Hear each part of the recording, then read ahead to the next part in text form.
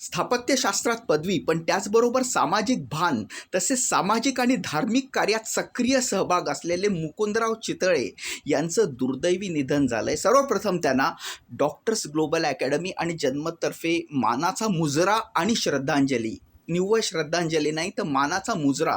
कारण चितळे डेअरीचं दूध सर्वसामान्यांपर्यंत लवकरात लवकर कसं पोचेल याच्यासाठी सुद्धा त्यांनी प्रयत्न केले.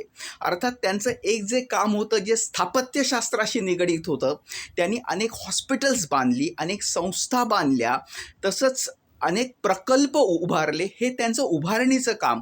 पण सतत सातत्याची समाजाबद्दलची तळमळ, जनतेबद्दलची तळमळ ही असल्यामुळेच ते समाजाच्या लक्षात राहतील. आणि अशी माणसं काळाच्या बाहेर पटकन जात नाहीत, कारण अशी माणसं पटकन मिळत नाहीत. आणि आज माणसं एकलकोंडी होत आहेत, स्वार्थी होत आहेत. अशा वेळेस अशी सामाजिक भान जपणारी पिढीच आता नष्ट होते का, हा महत्त्वाचा प्रश्न मला यातून विचारायचा आहे.